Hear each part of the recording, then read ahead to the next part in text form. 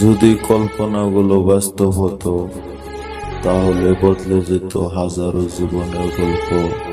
কথা না বোঝা মানুষের কাছে ব্যথা প্রকাশ করা মূল্যহীন।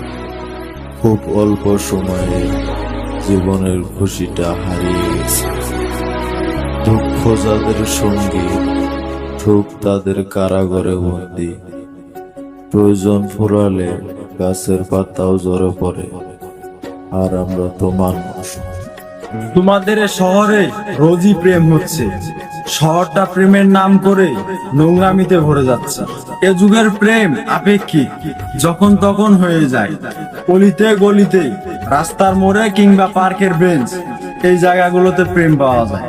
দুর্গন্ধযুক্ত এই প্রেম নিয়ে তোমরা আজ দাবি করো তোমরা এই শহরের শ্রেষ্ঠ প্রেমিক, শ্রেষ্ঠ প্রেমিকা।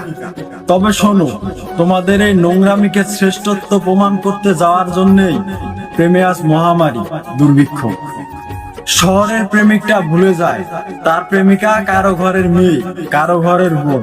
এজন্য সে দেহের অপেক্ষায় হায়নার বেশে সারাক্ষণ। সতীত্ব হারানোর পেছনে ওই প্রেমিক রূপী হায়নার দোষী নয়। এ যুগের প্রেমিকারাও তীব্র মানে চরম লজ্জাহীন হয়। যদি জানে শহর ঘিরে প্রেম দূষিত, প্রেম বিষাক্ত, তবে কেন দেহ বিলিয়ে হতে যায় হায়নার প্রেমে আসক্ত? আমার প্রেমের প্রতি কোনো ক্ষোভ নেই, ক্ষোভ কেবল তোমাদের শহরকে ঘিরে যে প্রেম, তার নোংরামির প্রতি। আমি বলছি না প্রেম খারাপ, প্রেম মন্দ, তবে তোমাদের শহরের প্রেম পতিতালয় থেকেও যাও।